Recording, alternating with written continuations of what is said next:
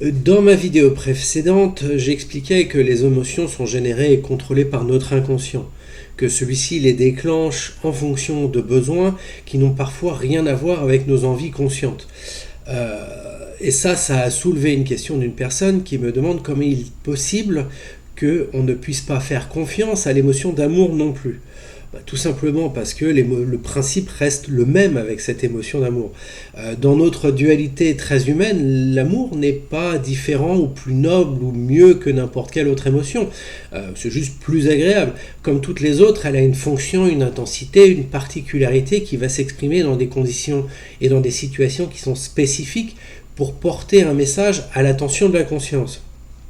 C'est pas à chaque fois exactement la même émotion, le même message ou la même sensation qu'on va ressentir. Ça va être vraiment spécifique à un contexte.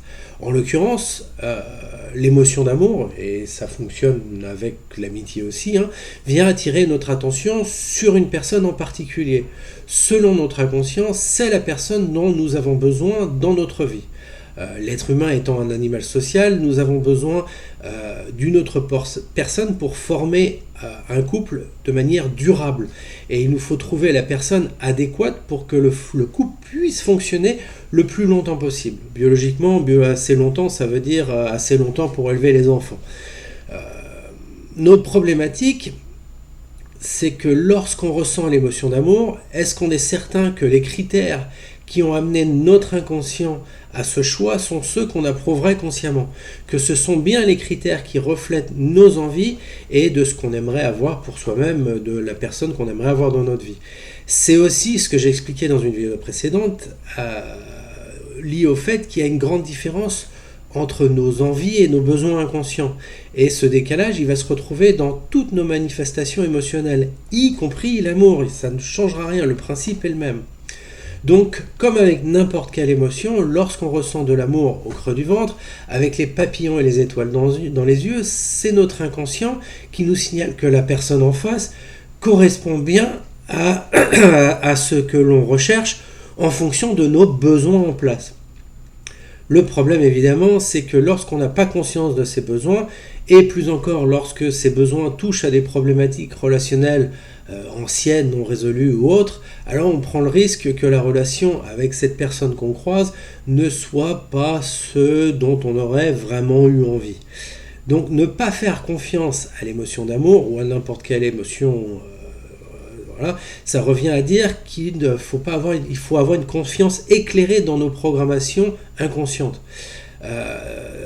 C'est-à-dire qu'on peut faire confiance à l'amour si on a conscience de ce qui se passe dans nos têtes, dans notre inconscient, de nos histoires de vie et de l'impact de ces histoires de vie.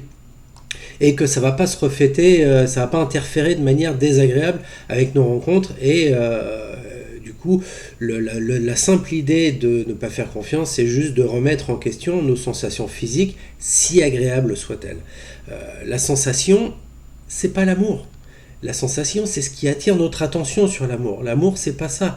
La fonction de la sensation d'amour, ce qu'on ressent effectivement dans le ventre, partout, ces sensations qui va durer, nous faire flotter sur un petit nuage, sa fonction à cette sensation, c'est justement de cristalliser le lien à l'autre personne, de renforcer l'attachement pour que le couple puisse durer le plus longtemps possible. Si on y réfléchit un instant, et même en se rapportant à des expériences passées plus ou moins lointaines, cette sensation, c'est jamais une garantie de bonheur et de félicité avec une autre personne. En revanche, on constatera très souvent que c'est bien la personne dont on avait besoin pour réussir à avoir une chance d'évoluer, d'avancer dans notre vie et de déplacer certaines problématiques personnelles, ne serait-ce qu'en y faisant face à nouveau. Lorsqu'on remet la responsabilité de l'émotion d'amour à notre inconscient et qu'on modifie nos comportements sur cette base, on accepte alors de privilégier l'aspect fonctionnel de l'amour, même s'il est inconscient, et de nous éloigner éventuellement un peu plus d'un idéal qu'on rechercherait ou qu'on souhaiterait rencontrer. Donc si on veut que nos besoins reflètent nos envies, et on y revient encore, il sera alors nécessaire de faire un travail d'introspection suffisamment complet pour ne pas se faire surprendre par nos propres programmations et les conséquences de nos propres histoires de vie. Et surtout, pour ne pas tomber parfois même à répétition, sur des relations qui nous font souffrir.